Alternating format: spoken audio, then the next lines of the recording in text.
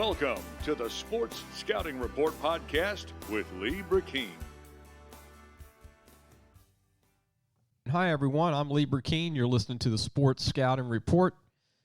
Today's show is going to have some different topics. One's going to be about the LSU football team for 2021. I'm going to give my 2 cents on an early prediction, way early. It could change.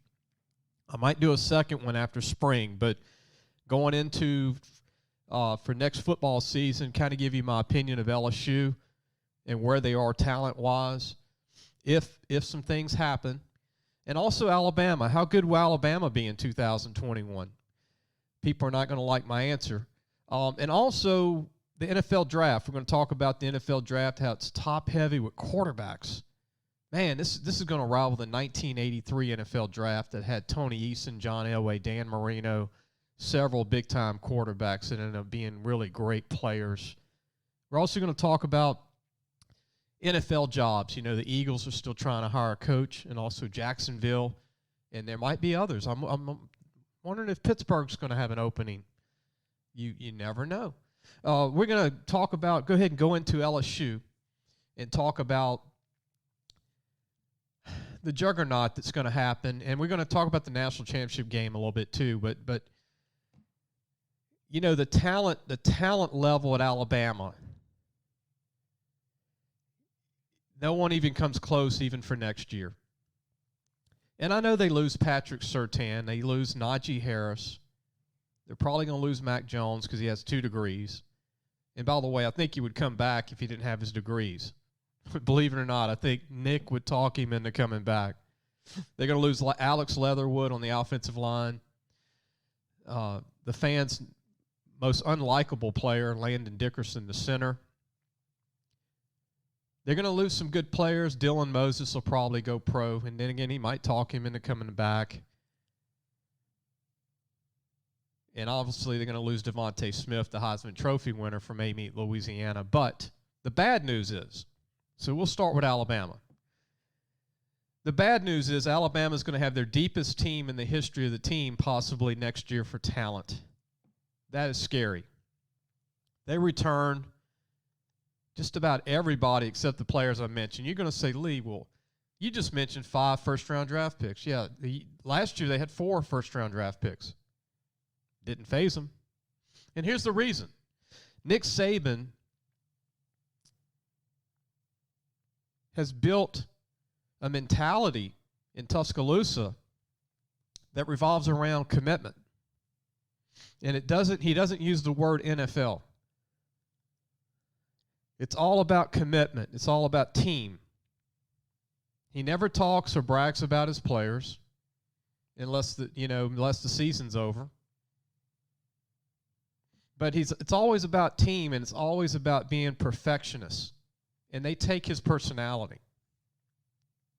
It's all about winning championships. And they have an incredible amount of talent coming back. And people say, well, Mac Jones can't be replaced. Well, we've heard this 4 times before, maybe 6 times before, 7 times before, 7 national championships later. They said, he's not going to be able to replace he's not going to be able to replace Greg McElroy. Oh, he's not going to be able to replace A.J. McCarron. Oh, he's not going to be able to replace Tua. You know, you keep saying it, and he keeps replacing these guys. And he's got it again. And he'll probably go get the best graduate transfer quarterback in the country since everybody's eligible to leave. Otherwise, he would probably take Eric Gilbert if he wanted him from LSU. But he's got 1 scholarship left, and I think he's going to take a big-time quarterback. And if he gets the best quarterback out there, somebody that can just leave their college, somebody that's starting and doing phenomenal things, they're going to be right back in it again to be the team to beat. And by the way, Najee Harris, people might say, well, you can't replace Najee Harris. Well, they said that with Mark Ingram. They said that with Richardson. They said that with Eddie Lacy. You know, they said that with several, Derrick Henry. They just keep replacing them, and they've got 5 running backs coming back. 5 really good running backs. I mean, 3 incredible running backs coming back.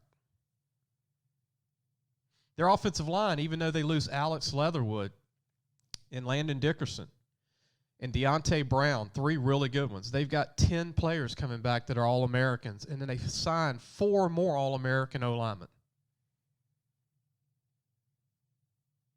It's incredible. They got Billingsley back at tight end, who will be a preseason All-American. And they've got 5 receivers that are coming back that are all-world that didn't get to play much, even though they're losing Jalen Waddle, too, and Devontae Smith. But they return Michi. And you saw what Michi can do. He'll be the number 1 guy, and they've got 7 more coming in, and they signed 5 All-American receivers.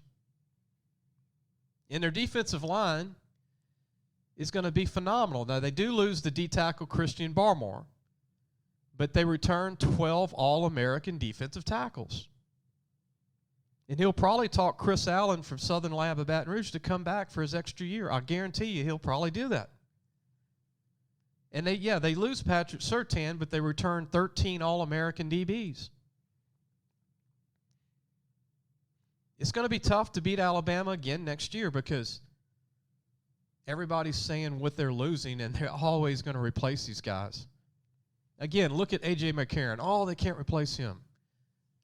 They can't replace Tua. They can't replace Jalen Hurts. They can't replace Greg McElroy, who won 2 national championships. A.J. McCarron won 2 national championships. They're going to do it. He's going to do it.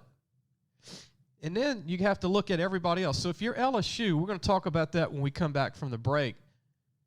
But LSU has to quit worrying about Alabama because they're in a different hemisphere than them right now. They got to worry about winning all their games, but maybe that game, you want to win the game, but don't put your whole year and your whole calendar on that one game. Because right now, to beat Alabama again, we'll talk about that when we come back. You listen to the Sports Scouting Report. I'm Lee Brecheen. We'll be right back. Listen, whatever you're driving right now, Tommy Harvey wants it. Bring it in to Harvey Subaru, Lexus of Shreveport, Bossier City, or John Harvey Toyota. They're paying big bucks for all trades right now. They'll cut you a check right there. Tell them Lee sent you. Welcome back. You listen to the Sports Scouting Report. I'm Lee Brecheen, your host. Today's topic is LSU. How good will they be this year? Alabama is going to be as good. We just covered that. I'm going to talk about the NFL draft and all the great quarterbacks later in the show. And also talk about some other things like no fans this year, how that's had an impact on all the different sporting events.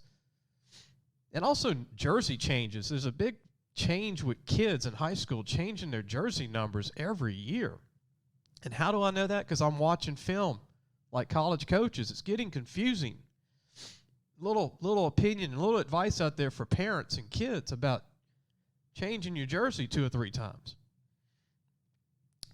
I'll tell you that later in the show.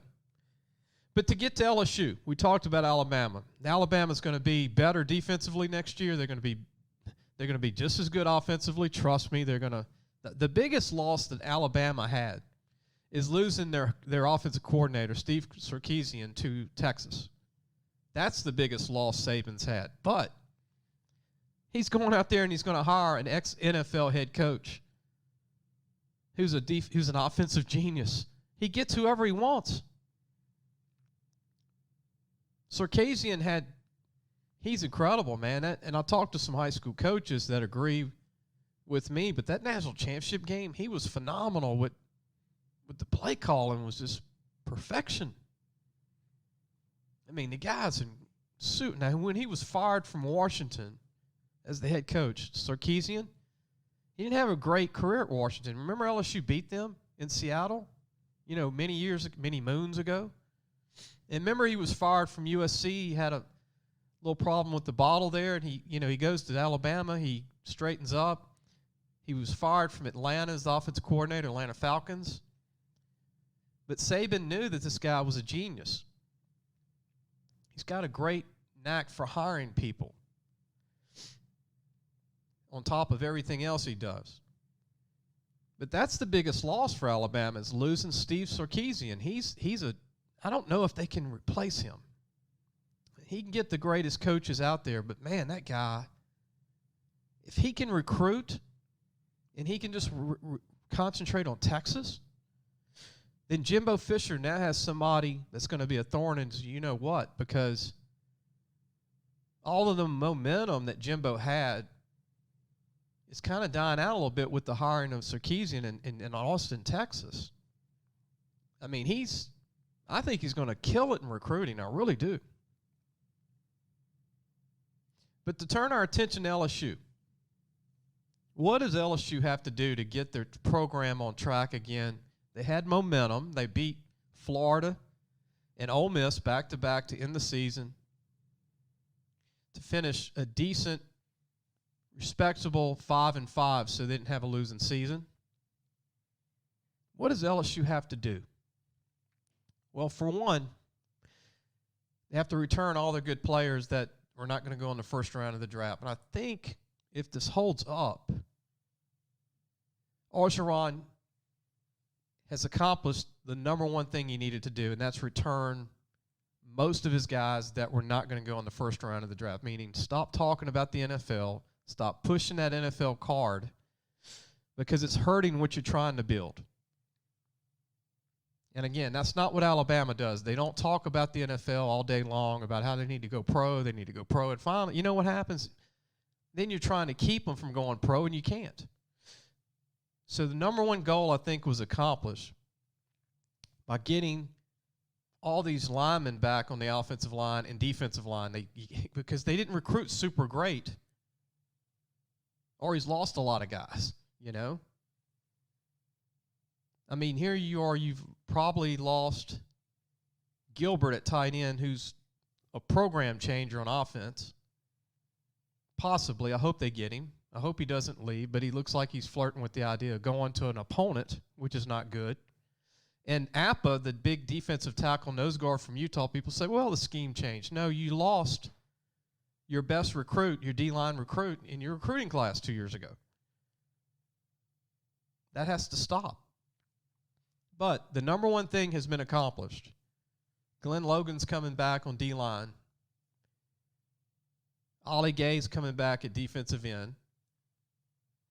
Austin Dackless is coming back on the offensive line at tackle. Ed Ingram has announced he's coming back. Chasen Hines, that was wise because he wasn't going to get drafted. One player hasn't announced it. That's Dare Rosenthal from Faraday, Louisiana, and hopefully he'll come back on the offensive line. They said everybody said they're coming back, but he hasn't announced. And he needs to, because he's not going to get drafted if he goes pro. He's not ready to be a starter in the NFL. And he won't get drafted. If they think you're a project and you're a developmental guy, they won't draft you. Maybe round 7, which you might not make the team. But here's the thing in a nutshell. Number 2,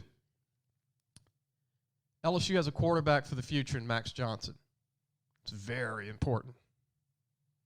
Number 3, they had a good enough recruiting class to keep the talent at a level they need to be to compete with everybody but Alabama. Wasn't the greatest recruiting class ever, but it was another great class to keep the talent where it needs to be. They need to finish strong in recruiting. They need to add another linebacker, I think, another corner, and maybe another O-lineman for the future, because they're going to graduate a lot of guys that are coming back for this team.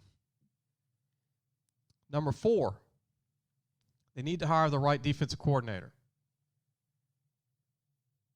They've got to get the right defensive coordinator that meshes with the other players, the coaches.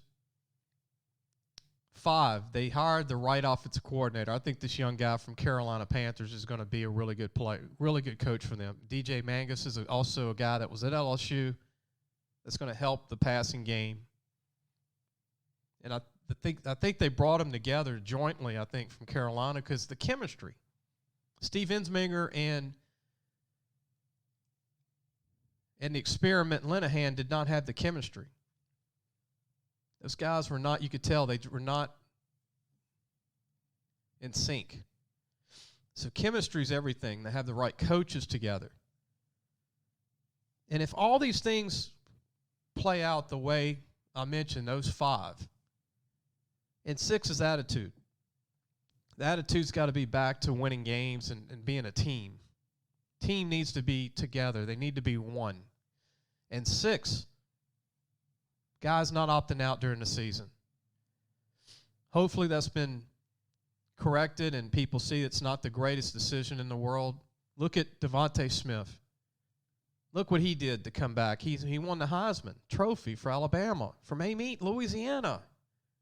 Jamar Chase is more talented, I think, than Devontae, though. They're different. They're both great players.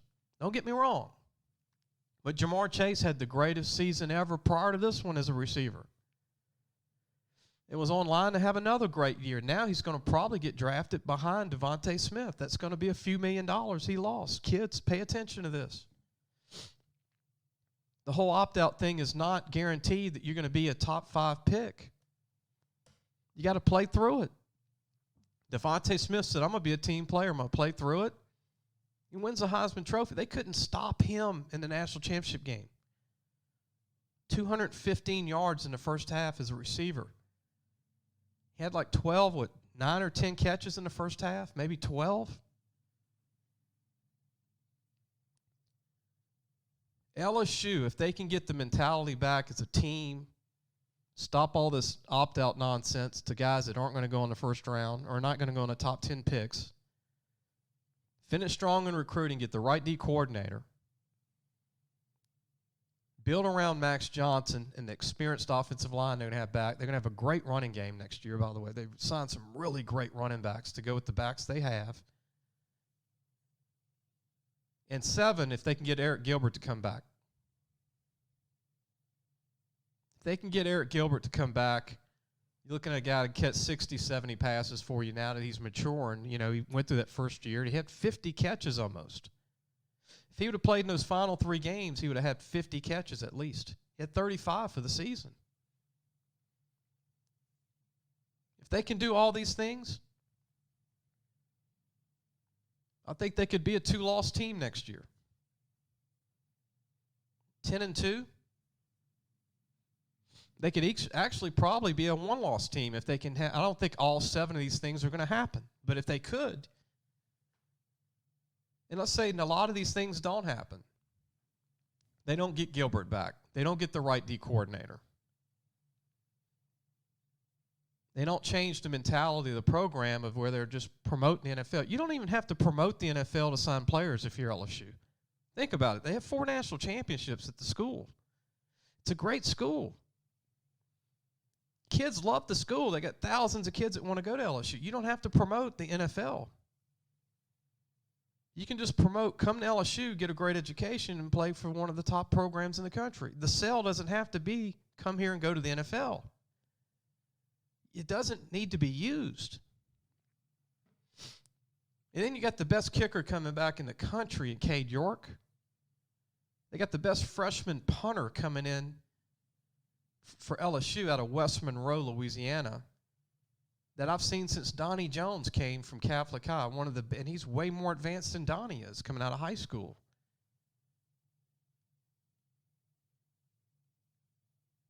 There's a lot of possibilities. But if most of the things that I mentioned come true, it could be a 2 or 1-loss team. And I'll tell you what, it could be one of those 1-loss teams. It could be one of those special teams if they can get Eric Gilbert back, get the right D coordinator, keep the guys together. Guys stop worrying about the NFL and worrying about playing the game, the season coming up, not the NFL.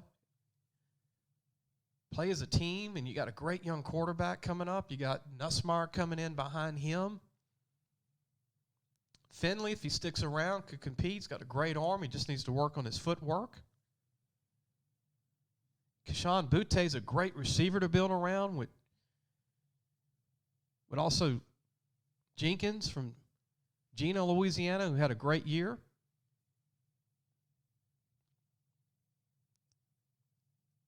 You've got some great young defensive players you can build around Ollie Gay and Glenn Logan. And,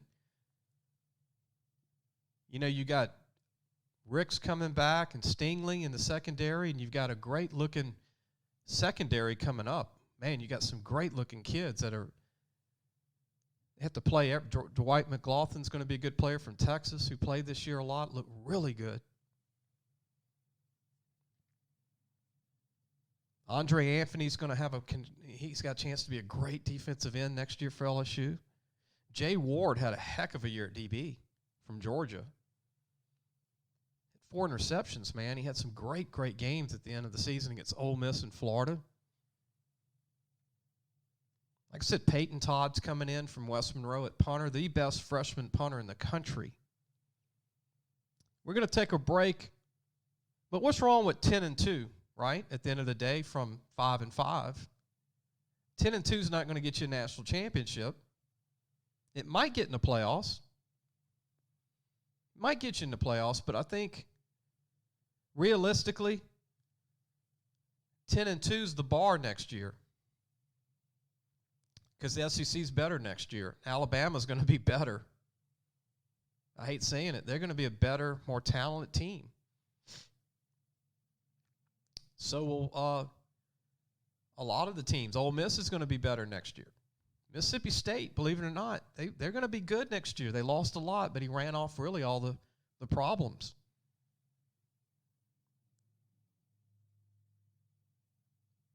It's going to be a great year again next. Texas A&M is going to be good again next year. They feel it. They believe now. They're building something in College Station. And I didn't think it could happen, and Jimbo Fisher's actually doing it. Florida's going to always be good, even though they lost Kyle Trask. They're going to be really, really good next year. Georgia will be really good again next year. They're losing 5 juniors to the NFL draft, but that's not going to affect them. They're recruiting better than even LSU. They're right behind Alabama and recruiting in Ohio State and Clemson. And by the way, Ohio State's going to be better next year. Even though they lose Justin Fields, they got 3 All-American quarterbacks on their roster. They return 2 possible All-American running backs. They return most of their offensive line, and most of their defense is going to be more talented. And they've got 5 receivers that have a chance to be All-Americans that played this year. They were all freshman receivers. And Clemson's in good hands with their next quarterback.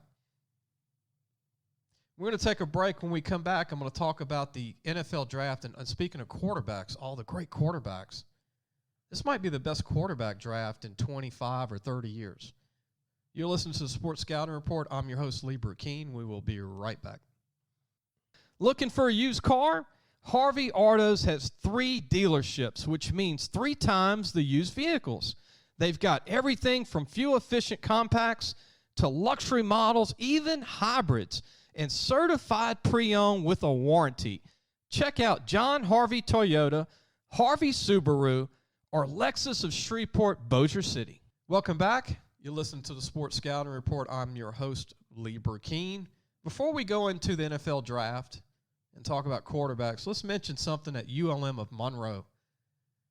Terry Bowden was hired. I still can't believe Terry Bowden's the head coach at ULM of Monroe, the old Auburn head coach. He's coached North Alabama. He's coached Akron College. Most people think that Terry Bowden was out of coaching since Auburn, but yeah, he's been coaching. He's the new head coach at ULM of Monroe. He's a big name, and he's the son of Bobby Bowden. He's the brother of Tommy Bowden that coached at Clemson. He hired an old name, a friend of the family, Rich Rodriguez. Rich was the offensive coordinator for his brother at Tulane and at Clemson. Would you ever thought that Rich Rodriguez would be the offensive coordinator at ULM with Terry Bowden if we were talking about this 20 years ago? If you're over the age of 40, would anybody believe that? I mean, think about it. I mean, Terry Bowden was the head coach at Auburn, was a phenomenal coach for a couple of years there. And then Rich Rodriguez was the head coach at Michigan and Arizona. He's the offensive coordinator at ULM and Monroe. I mean, look, take your hat off. I mean, they're getting the all-name team together on the staff. It's a who's who on the staff at ULM and Monroe, man. Who are they going to hire next? They're going to hire Pete Jenkins or something like that? I mean, who else is going to join that staff? Right now, it's the all-name team for the staff. Kudos to ULM of Monroe. I mean, heck, they need it, man. They need some injection there to fire up everybody, fire up the city of Monroe, West Monroe. And I'm going to tell you what, if I live in Monroe or West Monroe or Alexandria or Shreveport and you know Terry Bowden's a coach, believe it's going to have a little bit of effect more than somebody that you don't know. He's got to win, right? The name kind of fades if you don't win. But you bringing in Rich Rodriguez is a heck of a mind to come back as your offensive coordinator who had just been the head coach not too many years ago at Arizona and Michigan. It's incredible. They get him at a reduced rate considering what he was being paid at Michigan and Arizona when he was one of the top coordinators in the country. He's still a genius. It's a big acquisition for ULM of Monroe. Later in the show, I want to mention about no fans, how that's had an impact on basketball and football in these championship games and in the pros. And also, high school kids changing their jerseys now. I remember in the 80s and 90s, you didn't change your jersey. You wore the same number your whole 4 years. It's not the case anymore. We'll talk about that later. But let's go ahead and talk about the NFL draft. I'll tell you what, let's take a quick break, and we'll be right back, and we'll talk about the top quarterbacks in the NFL draft for 2021. This is going to be a lot of fun. We'll be right back. So, hey, guys, just wanted to take a minute to tell you about Harvey Autos. If you need a new or used car, there's 3 great dealerships right here worth checking out. John Harvey Toyota, Harvey Subaru, and Lexus of Shreveport, Bossier City. Low prices, honest people. Tell them Lee sent you. Welcome back, everyone. You're listening to Sports Scouting Report. I'm Lee Brecheen, your host. Before we get into our NFL draft, top quarterbacks coming up for the 2021 draft, I want to give a shout-out to our sponsor, John Harvey Toyota. So, hey, guys, if just wanted to take a minute to tell you about Harvey Autos. If you need a new or used car, there's 3 great dealerships right here worth checking out. John Harvey Toyota, Harvey Subaru, and Lexus of Shreveport, Bossier City. Low prices, honest people. Tell them Lee sent you. You're thinking of buying a car, used or brand new, go to any of those locations in Bossier City or Shreveport. Great people they are. Tommy Harvey's a great guy, loves college sports, high school sports. Let's take a look at the NFL draft 2021. I like watching the NFL draft, like probably many of you listening to the show. I started watching the NFL draft in 1983. And I'll never forget that was the year, they had so many great quarterbacks drafted. John Elway, Dan Marino, Tony Eason. There's so many great ones that were in that 83 draft that were quarterbacks. This draft's going to have a record amount of quarterbacks. I've got 6 quarterbacks that could go in the first round. Might end up being 7. My favorite quarterback in the draft is Zach Wilson from Brigham Young. I think he's better than all these other. I think he's better than anybody I've seen. He doesn't have the hype of Mac Jones. He doesn't have the hype of Kyle Trask of Florida. He doesn't have the hype of Trevor Lawrence at Clemson. And he doesn't have the hype of Justin Fields at Ohio State. But what he has is the most talent. He reminds me of Joe Burrow more than any of these other guys. And let's face it, Joe Burrow, the dual threat quarterback, the guy that can run on his feet when needed and can read all defenses, that's the guy you need. Throw away all the stats. Throw away all the 7-on-7 stats from college ball, spread offenses. Now, these guys make it look easy in college ball with the spread offense, but they also have great receivers too. But Zach Wilson had the least amount of talent around him at Brigham Young. And sure, I know Brigham Young didn't win the national championship, but boy, it was fun watching them try to go undefeated, even though they finished with a couple of losses. Zach Wilson's got a chance to be a phenomenal quarterback. He's 6'3", almost 6'4", about 210, runs a 4.640. He's actually a little quicker than Joe Burrow. He's very cerebral. He's got great touch on his balls. He's phenomenal. Got a cannon arm. He's super athletic. These Brigham Young quarterbacks have something to them, man. I mean, going back to Ty Detmer and Jim McMahon and Steve Young, Gilford Nielsen all the way from the beginning. And look, Steve Sarkisian was a quarterback, by the way, at Brigham Young. He holds a lot of records, the new Texas head coach. And Hill's not doing a bad job for the Saints. And then you got Kyle Trask from the University of Florida, who's 6'5", about 240. He's a big guy that you can't hurt him when you blitz him. He's very calm, got a great arm. I think Kyle Trask is going to be a good NFL quarterback. Then you have Trevor Lawrence from Clemson, I think is a work in progress. He's got all the boxes checked because he's 6'6", about 220. He's got a cannon arm. He can run a 4.59 40, but he needs to get better with touch on the ball. He needs to get better when under pressure. When the pocket collapses, he's not as good as some of these other guys that I'm mentioning. We'll get to that with Mac Jones. Then you got Trey Lance from North Dakota State, who's 6'4", 225, runs a 4.5 40. Won 3 national championships in Subdivision 1AA at North Dakota State. Trey Lance might go above a lot of these guys I just talked about. He's a freak of nature talent-wise. Then you have Justin Fields from Ohio State, who hasn't declared yet, but I think he will. He's 6'3", 225, played hurt in that national championship game. We'll get to that, too, later in the show. But you got 6 quarterbacks that could go in the first round. And then there's Mac Jones. He throws the best ball 15 yards and under in the game. He never throws a bad pass, but then again, he could eat a sandwich with Doritos for 10 minutes before he has a rush on him. And he's got the best talent around him. Najee Harris, Devontae Smith, Michie. You know, all these great players. Jalen Waddell. I mean, they've got with Leatherwood blocking for him and all these great linemen they have. I don't think Mac Jones is going to be a good pro football player. I really don't. I think he's going to be very similar to A.J. McCarron and Greg McElroy. He was a system guy that he knew the game plan. They molded this guy. They coached him up. Sarkisian just did a great job. And like past offensive coordinators, they're precise in what they do. Everybody does a perfection job, so that's why it's perfection. The receivers don't drop balls. They run great routes.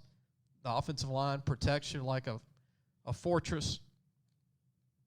And then Mac Jones is the trigger guy that's very calm and gets the ball to all these guys. I'm not taking anything away from Mac Jones. He had a great game in the national championship game all year long.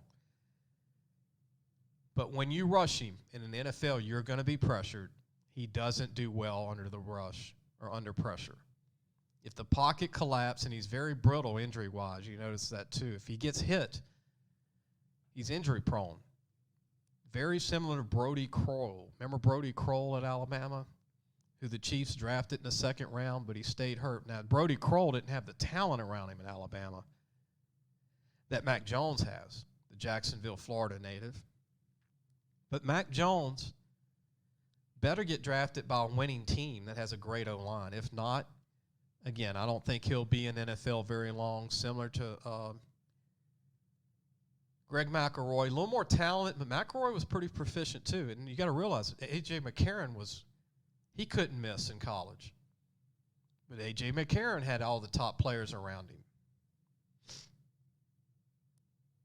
6 really, really good quarterbacks. Who would I take? Zach Wilson. Who would I take behind Zach Wilson? Justin Fields. Or Trey Lance. Probably Trey Lance. Then Justin Fields, then Trevor Lawrence, then Kyle Trask, then Mac Jones. I wouldn't use a first-round pick on Mac. I would on Najee Harris, Devontae Smith, Alex Leatherwood, Patrick Surtain, but not on Mac Jones.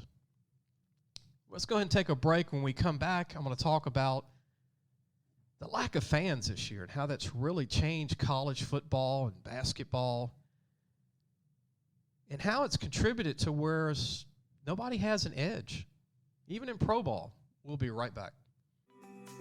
Parents, are you looking for advice on getting your high school athlete recruited by the right college? Lee Brecheen is your answer. Lee has been doing it for over 30 years. He knows the ropes, and more importantly, he knows the people. Lee offers turnkey service from evaluation, creating highlight tapes in the correct format, and complete guidelines for effective communication with the schools. No matter the sport, girl or boy, no matter what grade your child is in, let Lee Brecheen help match your child to the right college fit. Go to our website, lafootballmagazine.com, and get connected today. Welcome back. You listen to the Sports Scouting Report. I'm your host, Lee Brecheen. And the topic is, this is for the fans listening. This is for people listening because it's just a great topic. I think it's went through all our brains. Am I the only one that's been watching sports the last 3 months on my couch and thinking about if there were 75,000 fans in the national championship game, would that have helped Ohio State against Alabama? In this game, probably not. But, I mean, you know, when you have that momentum swing in football, and you got those loud fans screaming and hollering, you got 75,000 people screaming, and probably 50,000 are your fans, it makes a difference. Maybe Mac Jones wouldn't have heard the play. Maybe the guys wouldn't have heard Mac Jones. You know what I'm saying? It just changes everything. When you watch the bowl games, there's no fans, there's no edge. When you watch LSU basketball the other day, there's no fans at home, there's no edge. These players have to kind of motivate themselves and high-five each other, and they're not getting fired up from fans. There's no noise hardly. There's pumped in like noise, but it's not the same. You know, Pittsburgh, I was watching my Pittsburgh Steelers in the playoffs, and they looked horrible. Oh my gosh, Roethlisberger looks bad. Looks like the days when Terry Bradshaw was about to retire, his final year. I think it was 1983 or 84, his final year. They just looked horrible. But there was no fans. There were some, but you can't hear them. But imagine if the Steelers would have had 70,000 fans in that stadium and they would have scored a touchdown and the momentum would have changed and you would have heard all these loud fans. And Baker Mayfield might not have been able to hear the play or get the playoff. What if LSU would have had 85,000 fans against Mississippi State that first game? And Mississippi State wouldn't have been able to hear their plays or the keys or the check. I mean, it's made a difference. It's made a difference. There's no home field advantage in sports right now. We're going to have a Super Bowl in under a month. And I don't even know, will we have a lot more than 25,000 fans? It's not even, again, there's not going to be that extra juice those players need. And the Saints, when they played the other day, the New Orleans Saints against the Bears, there's no home field advantage. Thank God the Bears were not very good on offense. Very good defense. Man, they're good on defense for a bad team.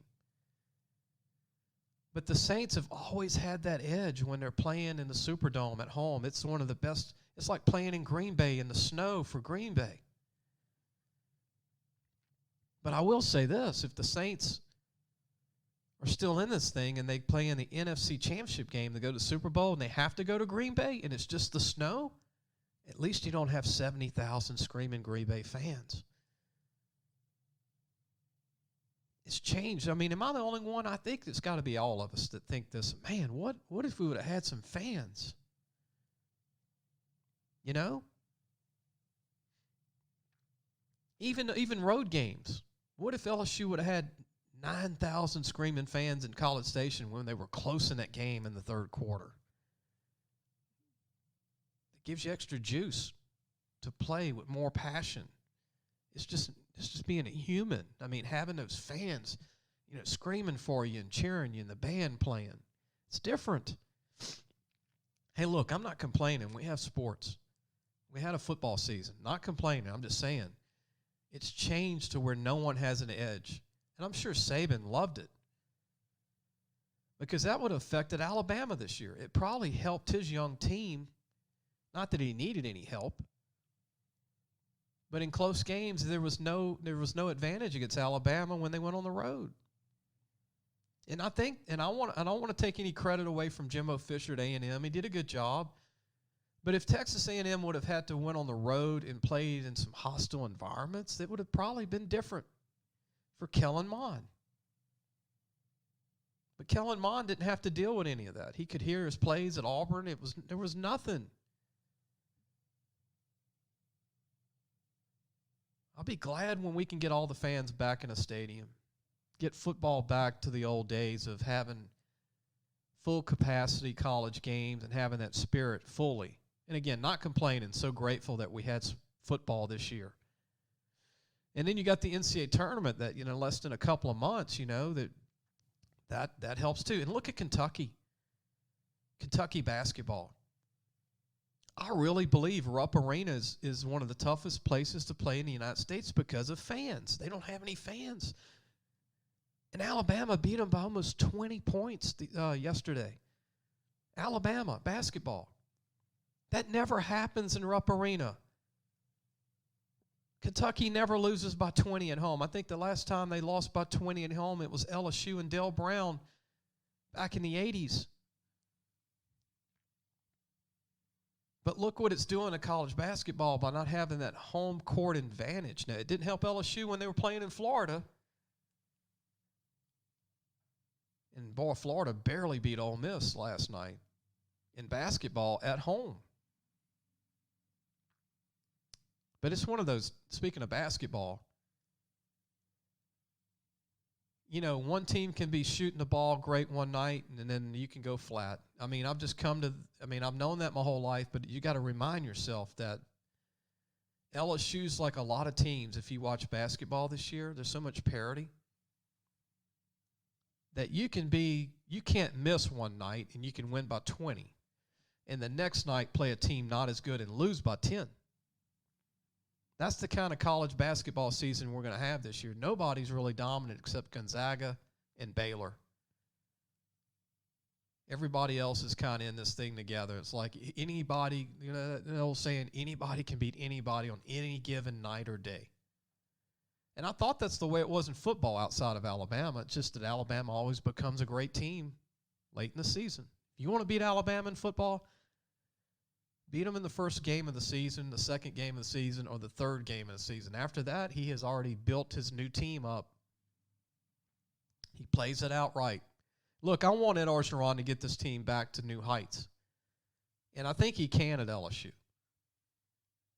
But he's got to get things cleaned up, and he's got to get things, they got to quit selling the NFL with the program. It's got to be LSU. LSU's a strong brand. You don't need to promote NFL in every word you say in recruiting because it becomes the disadvantage of what you're trying to build. You're fighting against what you're trying to build.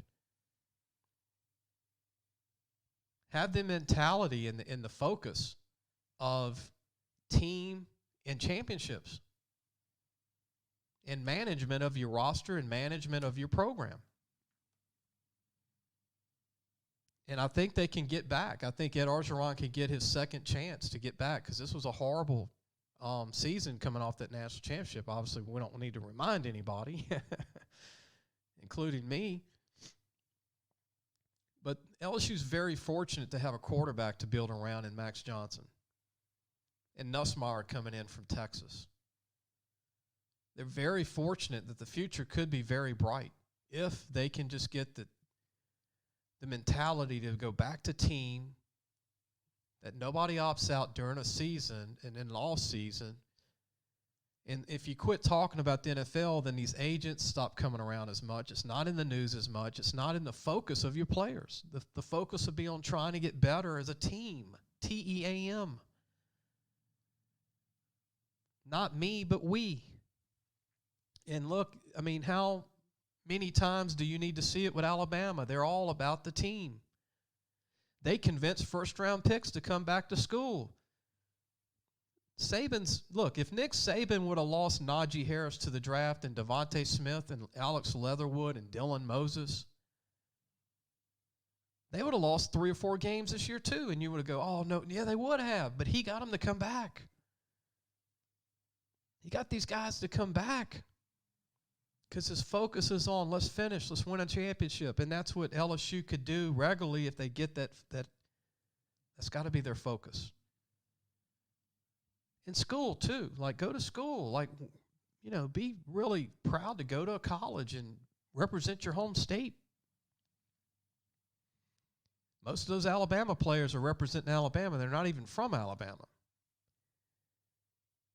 I hope everybody enjoyed the show today. It was a crazy show. I'm just going back and forth. But I hope everybody enjoyed the topic on the NFL draft with the quarterbacks. I mean, 6 quarterbacks for the first round, that is a lot. It might end up being a record. And you might end up having 7 quarterbacks, 7 maybe going to first round. That is incredible. The NFL after next year will have the most talented amount of quarterbacks that we've ever seen going back to the 80s. The 80s, we had about 12 or 13 Hall of Fame quarterbacks. We're getting back to that pretty soon. Everybody's going to not really need a quarterback pretty soon. Even the bad teams have good quarterbacks now.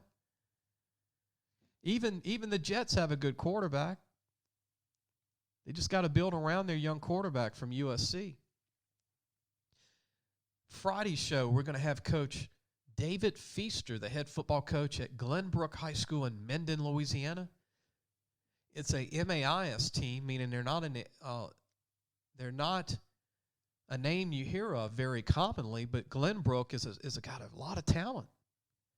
David Feaster is the former head coach of Manny High School, former head coach of Parkway High School. I've known him for over 30 years. And he's a genius offensively, and they've got a great staff, and they really had a good year this year at Glenbrook. We're going to have him come on Friday of this week. Until then, I hope everybody has a blessed week and a blessed Wednesday, and we'll see you soon.